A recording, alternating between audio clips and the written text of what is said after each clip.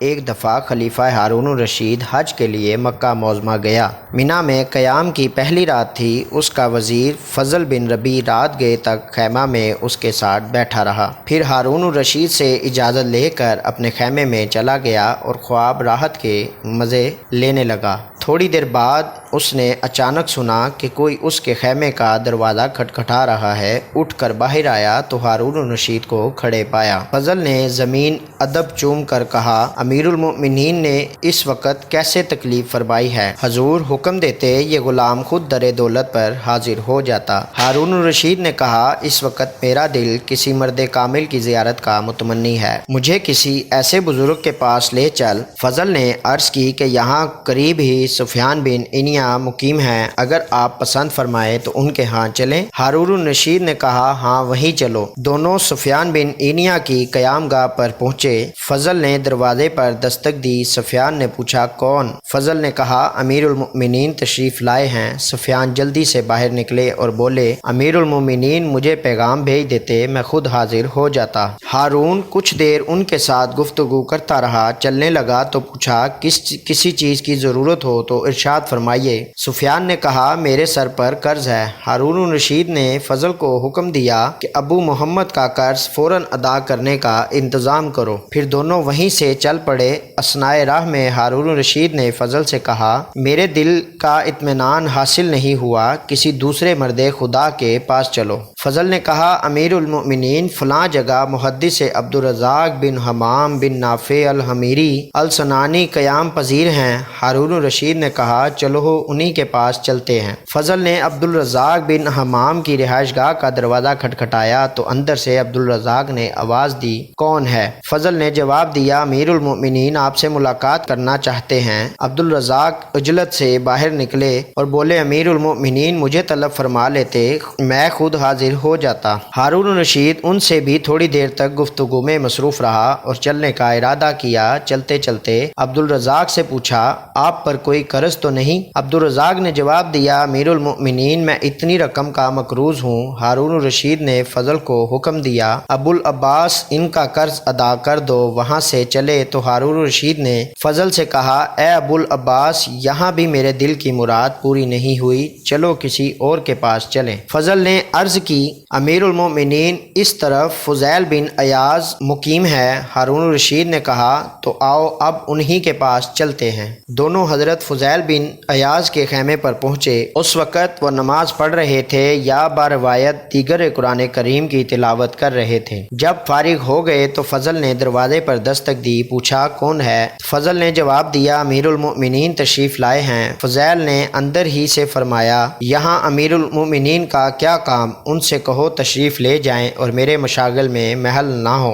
فضل نے کہا، سبحان اللہ، کیا صاحب امر خلیفہ کی اطاعت آپ پر واجب نہیں ہے؟ فضیل رحمۃ اللہ علیہ نے جواب میں فرمایا، میری اجازت تو نہیں ہے، ہاں حکومت کے زور پر اندر آنا چاہتے ہو تو تمہاری مرضی۔ یہ کہہ کر انہوں نے دروازہ کھول دیا اور ساتھ ہی چراغ گل کر دیا تاکہ ہارون الرشید کا چہرہ دکھائی نہ دے۔ ہارون الرشید اور فضل دونوں خیمے کے اندر داخل ہو گئے اور گھپ اندھیرے میں فضیل کو ڈھونڈنے لگے۔ اچانک ہارون الرشید کا ہاتھ فضیل کے ہاتھ سے مس ہو گیا۔ انہوں نے فرمایا، کیا ہی نرم ہاتھ ہے، یہ ہاتھ کتنا خوش نصیب ہوگا اگر قیامت کے دن دوزخ کی آگ سے محفوظ رہے۔ ہارون الرشید نے کہا، اللہ آپ پر رحمت کرے، ہمیں کوئی نصیحت فرمائیے۔ فضیل بن ایاز تیرے باپ عباس رضی اللہ تعالی عنہ رسول اکرم صلی اللہ علیہ وآلہ وسلم کے چچا تھے۔ انہوں نے ایک دفعہ حضور صلی اللہ علیہ وآلہ وسلم سے درخواست کی کہ یا رسول اللہ صلی اللہ علیہ وآلہ وسلم، مجھے کسی علاقے کی حکومت عطا فرمائیے۔ حضور نے کہا، اے عباس، میں نے تمہیں تمہارے نفس پر امیر بنایا، ایسا نفس جو اطاعت حق میں مشغول رہے اس حکومت سے بہتر ہے جس کی ذمہ داریوں کا کوئی شمار نہیں۔ حکومت قیامت کے دن شرمندگی کا باعث ہوگی۔ ہارون الرشید، کچھ اور ارشاد فرمائیے۔ فضیل بن ایاز امیر المؤمنین عمر بن عبدالعزیز رحمۃ اللہ علیہ جب مسند خلافت پر بیٹھے تو انہوں نے رجا بن حیات، سالم بن عبداللہ اور محمد بن کعب القرظہ کو بلا بھیجا اور ان سے کہا کہ میں آزمائش میں ڈال دیا گیا ہوں، مجھے کوئی مشورہ دو۔ اے ہارون الرشید، ذرا اپنے گریبان میں منہ ڈال کر دیکھو، عمر بن عبدالعزیز رحمۃ اللہ علیہ نے تو خلافت کو آزمائش خیال کیا، لیکن تم اور تمہارے ساتھی اسے نعمت سمجھ کر اس پر ٹوٹ پڑتے ہیں۔ اب سنو کہ عمر بن عبدالعزیز کو سالم بن عبداللہ نے کیا جواب دیا۔ انہوں نے فرمایا، اگر آپ چاہتے ہیں کہ قیامت کے دن عذاب الہی سے محفوظ رہیں تو مسلمانوں میں جو بڑی عمر کا ہے اس کو اپنے باپ کی طرح، اور جو آپ کی عمر کا ہے اس کو اپنے بھائی کی طرح، اور جو لڑکا ہے اس کو اپنے فرزند کی طرح سمجھیے۔ اسی طرح غیر عورتوں کو اپنی ماؤں کی طرح اور بہنوں کی طرح سمجھیے۔ رجاء بن حیات نے کہا، اگر آپ قیامت کے دن حق تعالیٰ کے سامنے شرمسار ہونا نہیں چاہتے تو مسلمانوں کے لیے وہی پسند کیجیے جو آپ اپنے لیے کرتے ہیں، اور جس چیز کو اپنے لیے برا سمجھتے ہیں اسے مسلمانوں کے لیے بھی برا سمجھیے، پھر جب چاہے بے خوف و خطر اپنی جان خالق حقیقی کے سپرد کر دیجیے۔ اے ہارون الرشید، اے خلیفۃ المسلمین، میں بھی تمہیں اسی دن کا خوف دلاتا ہوں جب بڑے بڑے مضبوط قدم ڈگمگائیں گے، اللہ تم پر رحم کرے۔ کیا تمہارے ساتھی عمر بن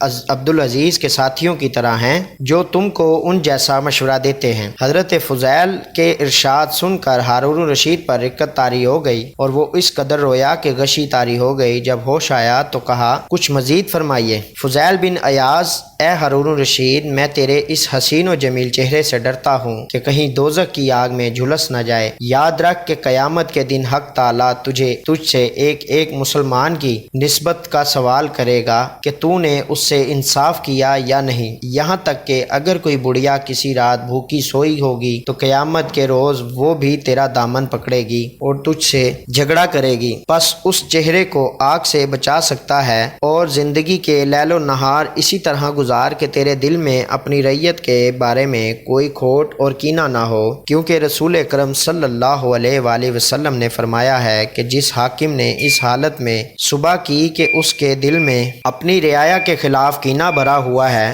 وہ جنت کی بو بھی نہ سونگنے پائے گا۔ ہارون الرشید یہ سن کر زار زار رونے لگا، یہاں تک کہ اسے اپنی سدھ بدھ نہ رہی۔ فضل بن ربی نے حضرت ایاز رحمۃ اللہ علیہ سے کہا، امیر المؤمنین سے کچھ نرمی برتیے، آپ نے تو انہیں مار ہی ڈالا ہے۔ ایاز رحمۃ اللہ علیہ نے فرمایا، اے ربی کے بیٹے، ہارون الرشید کو تم اور تمہارے ساتھیوں نے ہلاک کیا ہے، میں نے انہیں ہلاک نہیں کیا۔ ہارون الرشید کو ہوش آیا، اس نے حضرت فضیل سے پوچھا، آپ پر کوئی قرض ہے؟ فرمایا، خدا کا قرض ہے جس کا وہ مجھ سے محاسبہ کرے گا، پس ہلاکت ہے میرے لیے جب مجھ سے باز پرس ہوگی اور میری کوئی دلیل کام نہ آئے گی۔ ہارون الرشید نے کہا، میں لوگوں کا قرض پوچھتا ہوں۔ فرمایا، میرے رب نے مجھے اس کا حکم نہیں دیا، بلکہ یہ حکم دیا ہے کہ میں اس کے وعدے کو سچا جانوں اور اس کی اطاعت کروں، اور حق تعالیٰ کا ارشاد ہے کہ میں نے جنوں اور انسانوں کو عبادت کے سوا اور غرض کے لیے پیدا نہیں کیا۔ مجھے نہ تو ان سے رزق حاصل کرنے کی خواہش ہے اور نہ میں یہ چاہتا ہوں کہ وہ مجھے کھلائیں، بے شک اللہ ہی رازق اور زبردست قوت والا ہے۔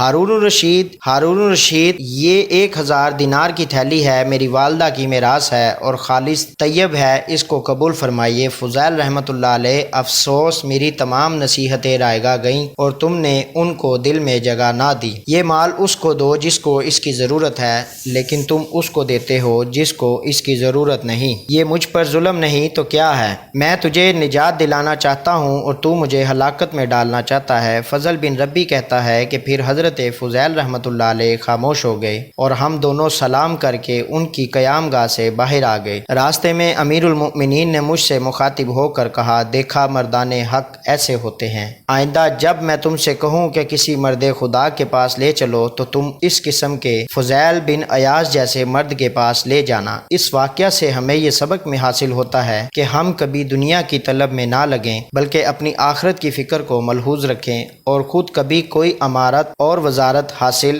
کرنے کی کوشش نہ کریں۔ البتہ اگر مسلمانوں کے مشورے سے کوئی عہدہ سونپ دیا جائے تو حضرت فضیل بن ایاز رحمۃ اللہ علیہ کی ان نصیحتوں کو اپنے سامنے رکھیں۔ اللہ تعالی ہم سب کو عمل کرنے کی توفیق عطا فرمائے، آمین یا رب العالمین۔